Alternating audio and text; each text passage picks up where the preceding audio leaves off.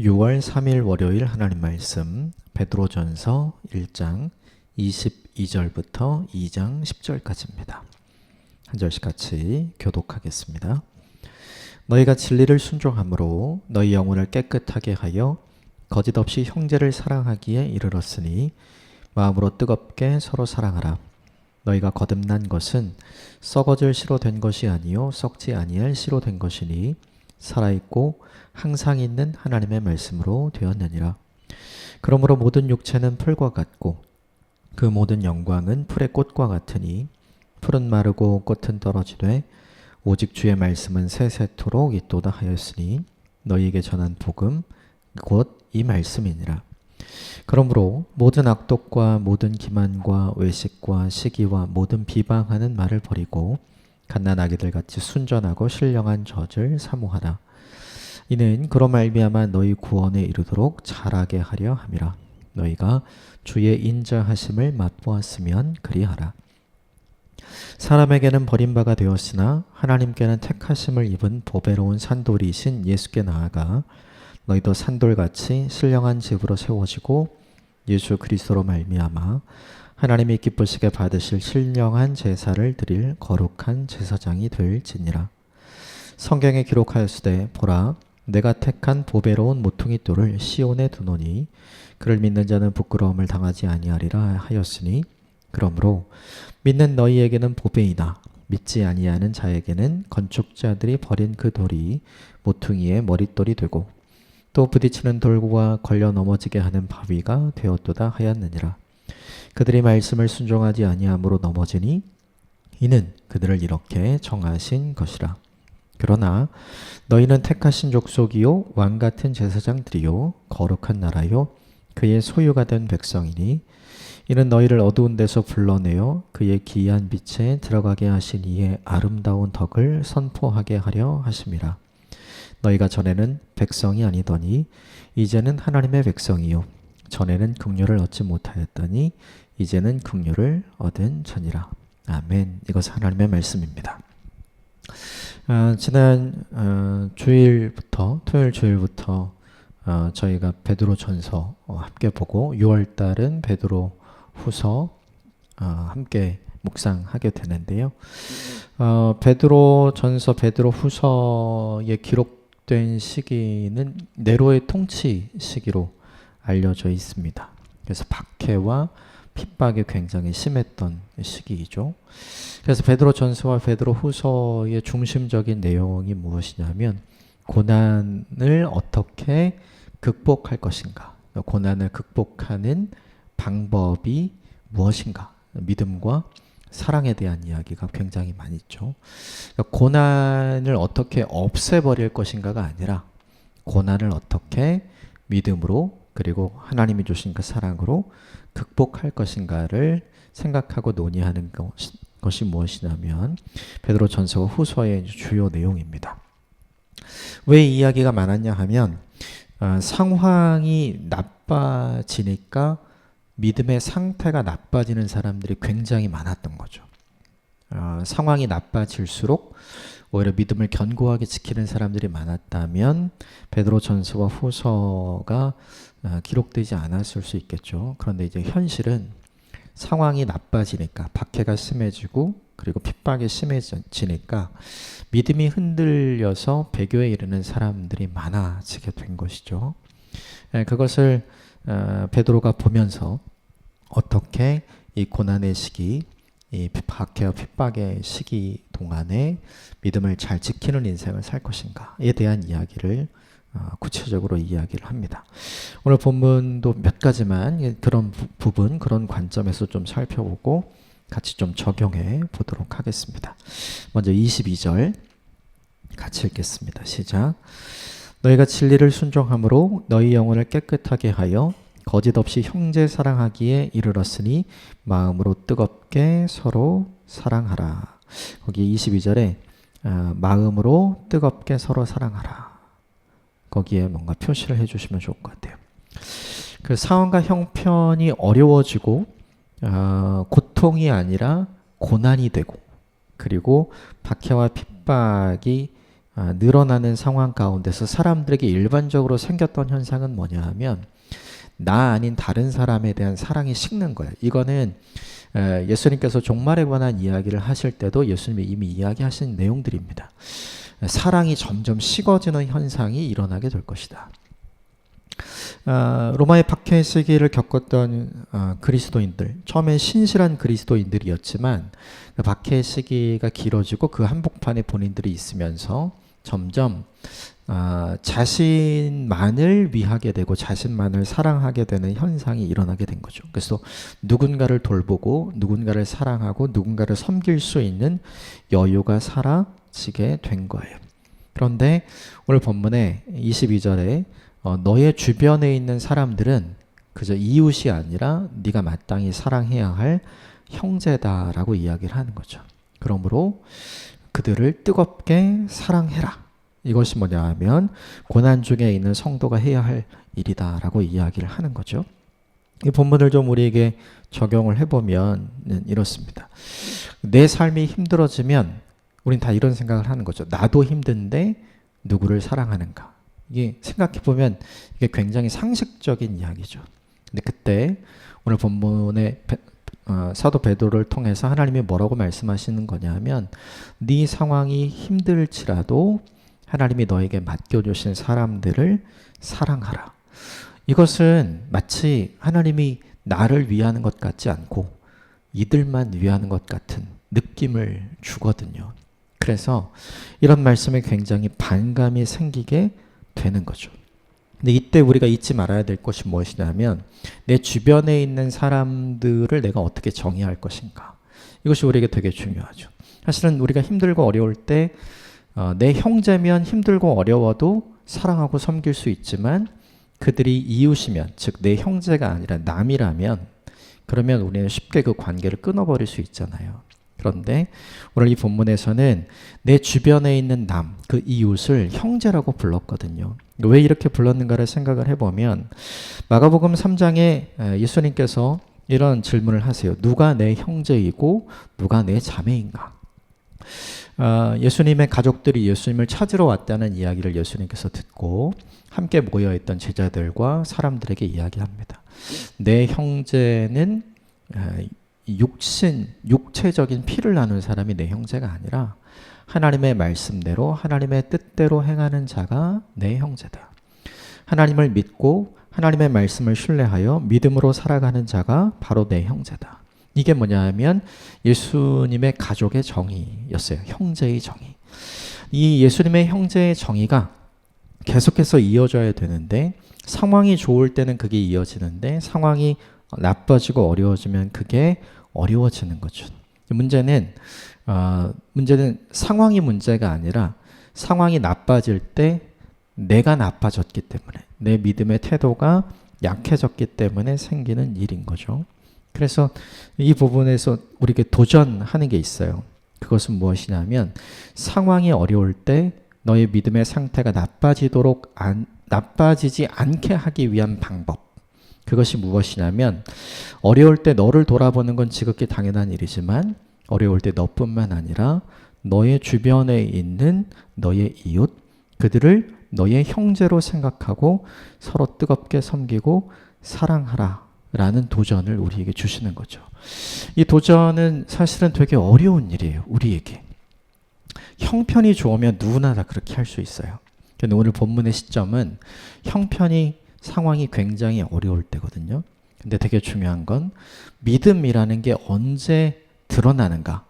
본심이라는 게 언제 드러나는가? 형편과 상황이 좋을 때는 믿음과 본심이 제대로 드러나지 않죠. 다 좋은 게 좋은 거니까요.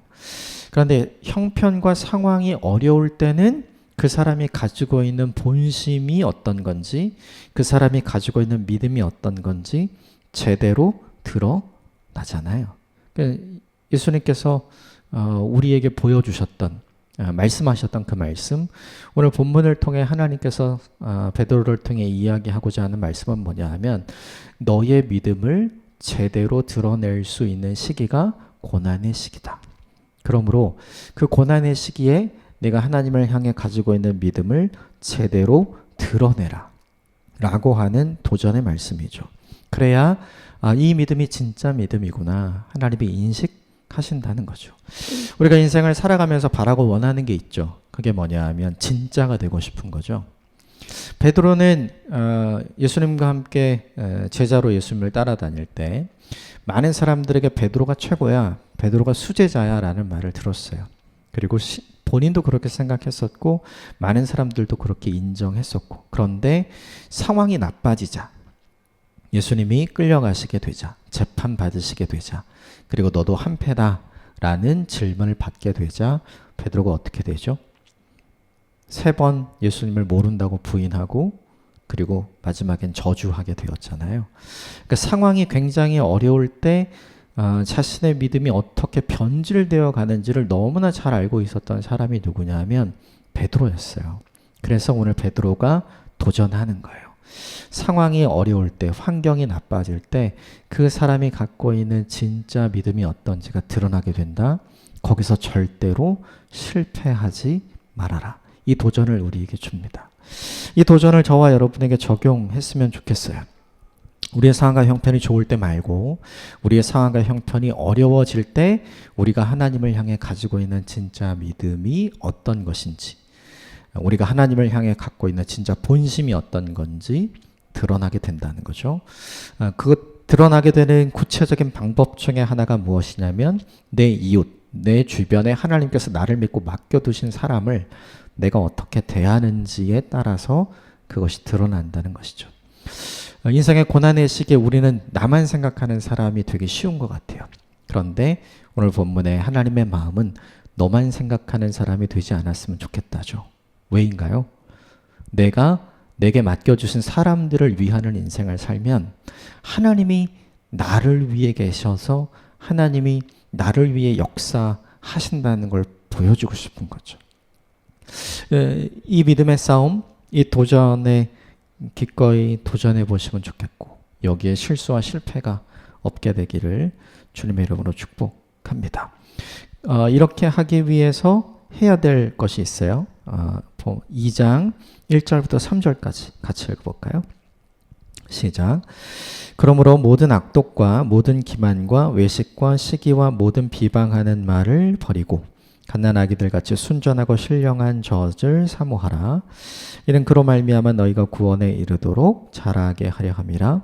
너희가 주의 인자하심을 맛보았으면 그리하라.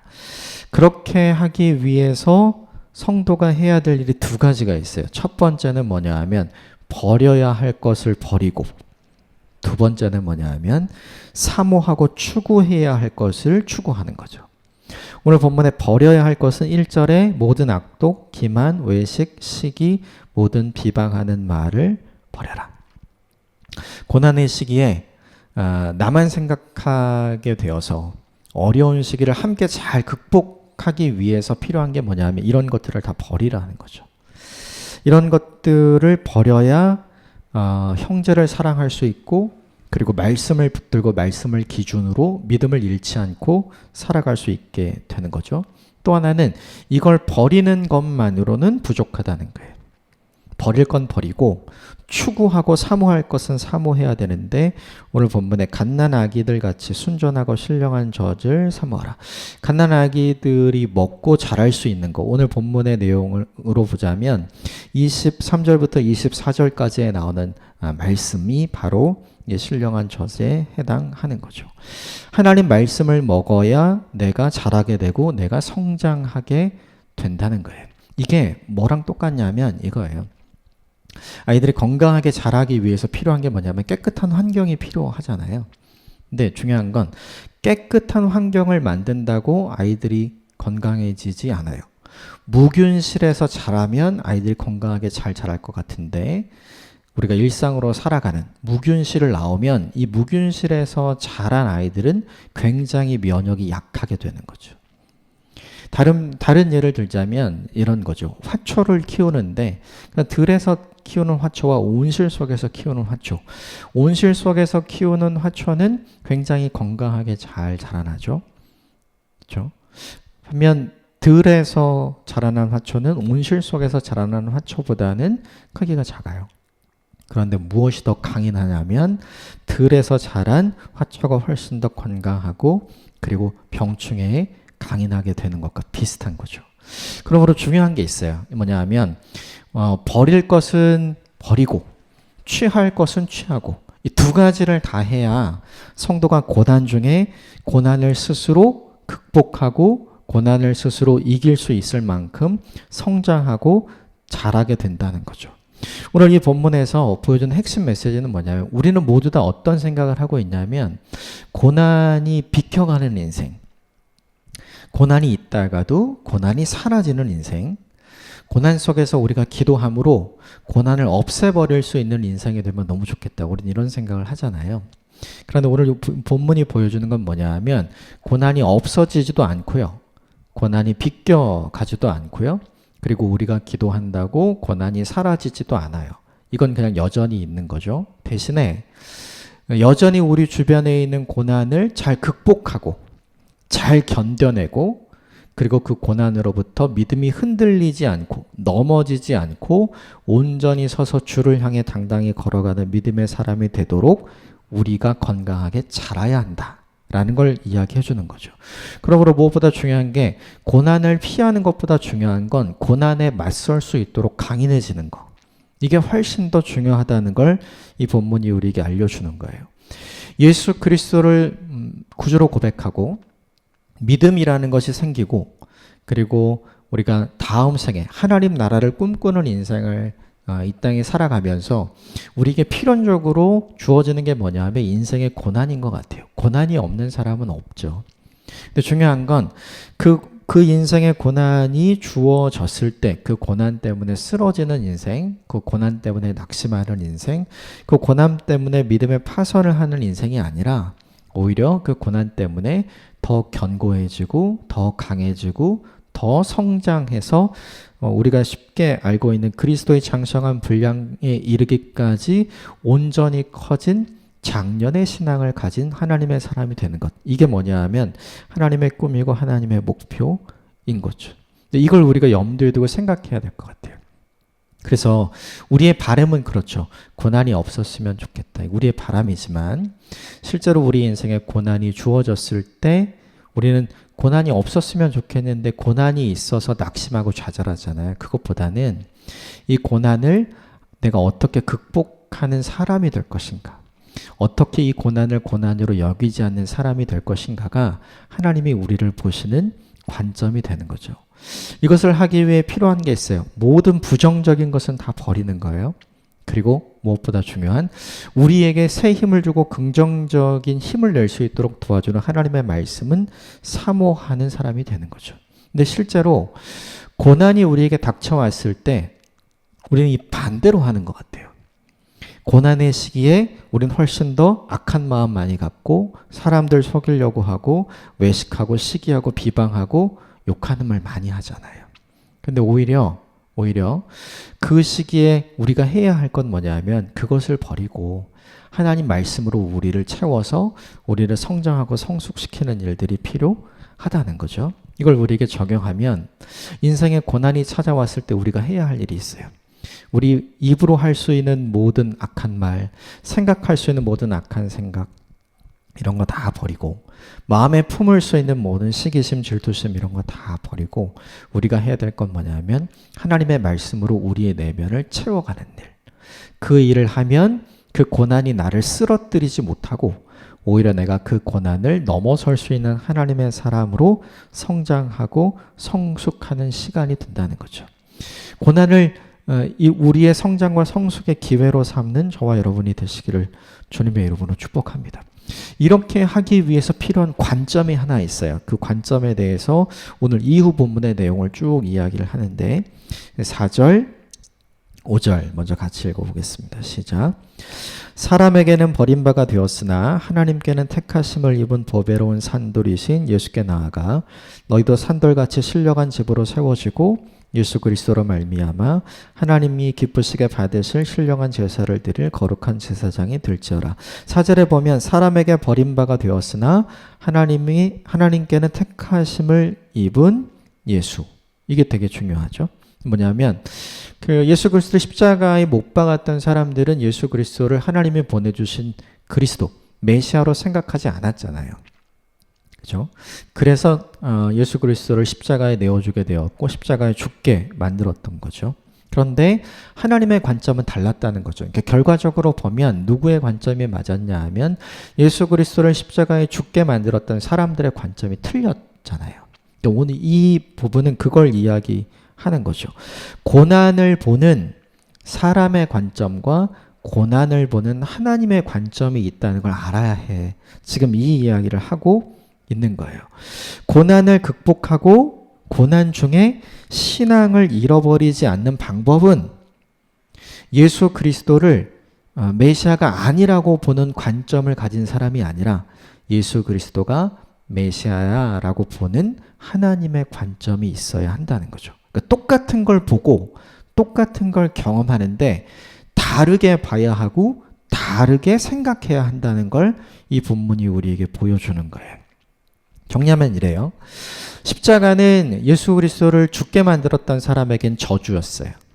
그런데 하나님의 입장에서 십자가는 모든 인류를 살려내기 위한 은혜의 통로요, 복의 통로였죠. 그러니까 사람들의 생각과 하나님의 생각이 완전히 달라진 거죠. 관점 자체가 완전히 다른 거예요.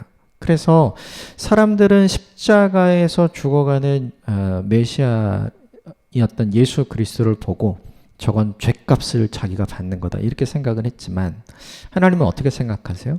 모든 인류를 위한 대속의 희생제물이 되신 예수 그리스도로 하나님은 보시잖아요. 똑같은 건데 이렇게 시각의 차이가 다른 거죠. 고난도 똑같다는 거예요. 고난을 나를 힘들게 하고 나를 어렵게 하고 나를 넘어지게 하는 것으로만 보는 사람의 관점을 갖지 말고 오히려 고난을 통해서 예수 그리스도의 십자가 뒤에 부활이 있었고 십자가를 통해서 모든 인류가 하나님의 은혜와 사랑을 받을 수 있는 통로가 열리게 되었잖아요.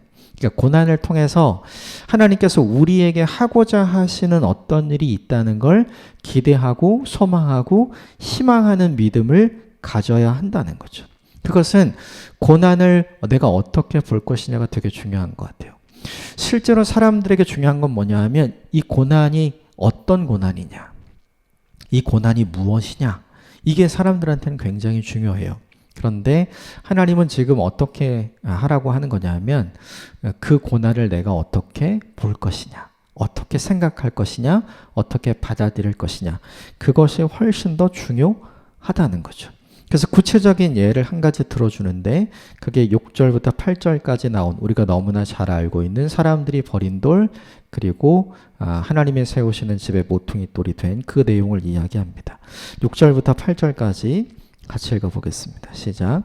성경에 기록되었을 때 보라 내가 택한 보배로운 모퉁이 돌을 시온에 두노니 그를 믿는 자는 부끄러움을 당하지 아니하리라 하셨으니 그러므로 믿는 너희에게는 보배이나 믿지 아니하는 자에게는 건축자들이 버린 그 돌이 모퉁이의 머릿돌이 되고 또한 부딪히는 돌과 걸려 넘어지게 하는 바위가 되었도다 하였느니라. 그들의 말씀을 순종하지 아니함으로 넘어지나니 이는 그들을 이렇게 정하신 것이니라. 시편 118편에 나온 말씀이고 예수님이 인용하신 말씀이고 마가복음에도 누가복음에도 예수님께서 구체적으로 이 이야기를 하시죠.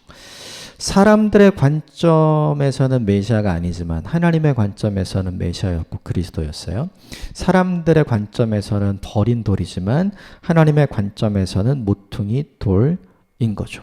관점 자체가 전혀 달랐기 때문에 결과도 너무 달랐다. 이제 구체적인 예를 이렇게 얘기해 준 거죠. 그러므로 이걸 다시 원래대로 돌아오면 고난을 어떻게 볼 것이냐. 이 관점이 우리에게 굉장히 중요하죠. 고난은 기도해서 없애야 하는 것이다. 고난은 내 인생에 없어도 되는 것이다. 왜 하필 나만 고난을 받아야 되는가? 이런 생각을 하지 말라는 거죠.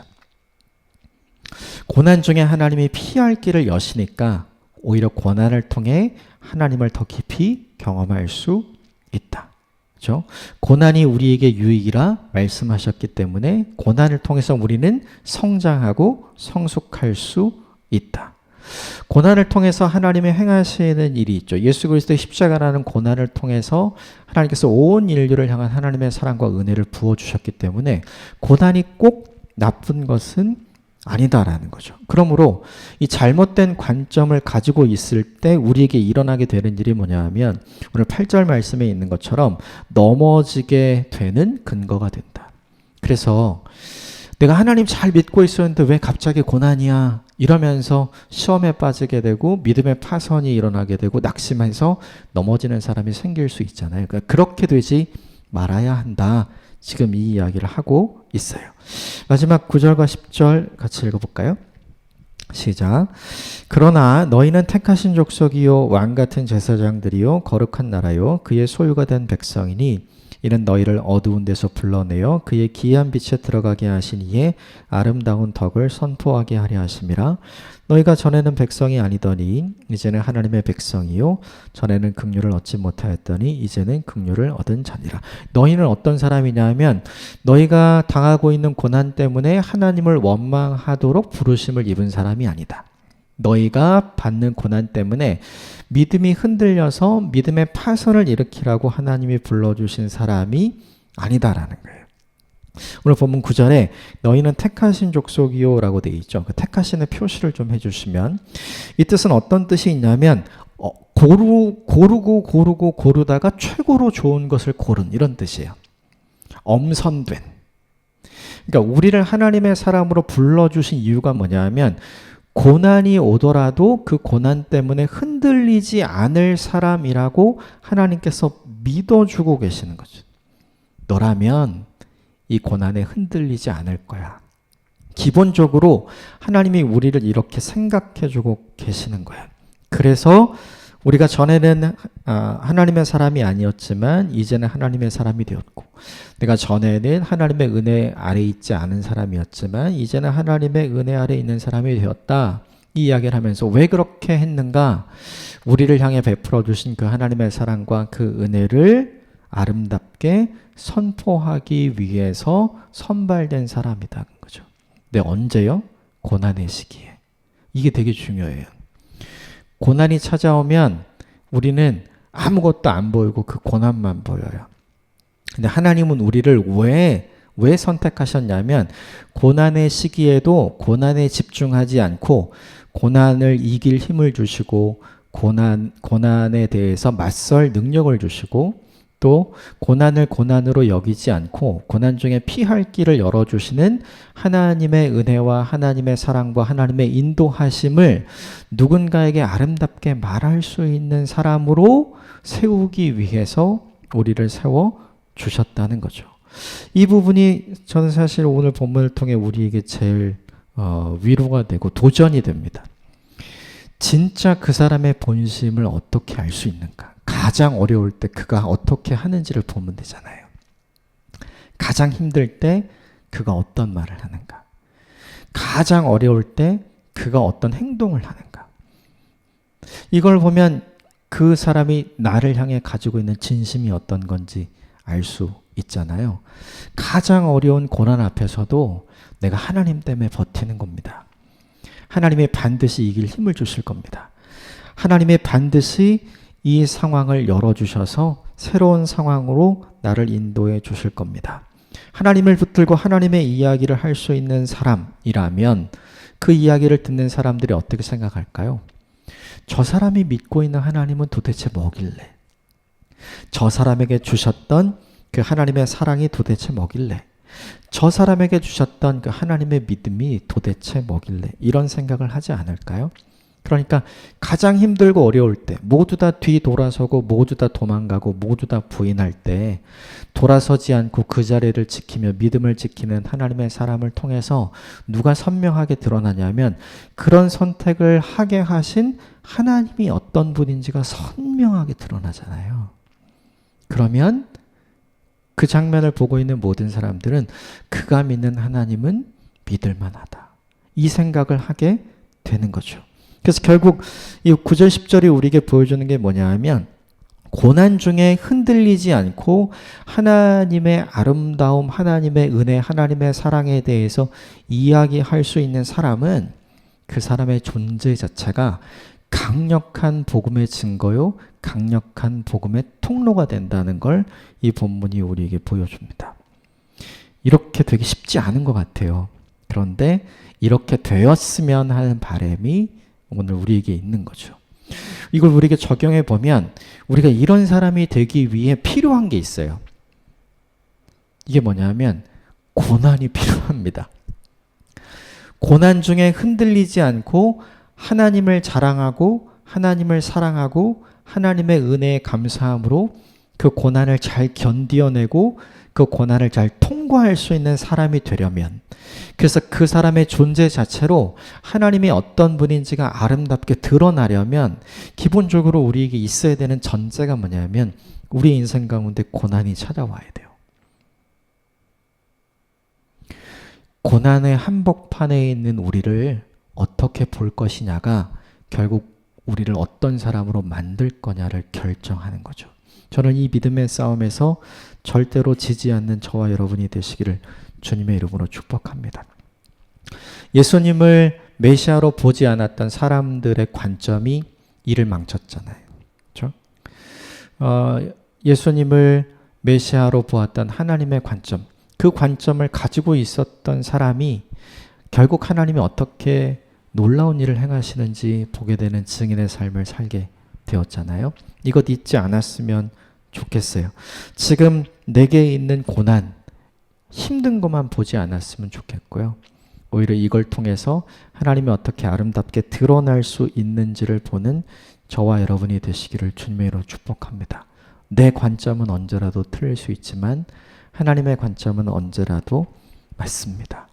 이 하나님의 관점을 가지고 이 고난의 시간을 잘 이겨나가는 저와 여러분이 되시기를 주님의 이름으로 축복합니다. 함께 기도하겠습니다.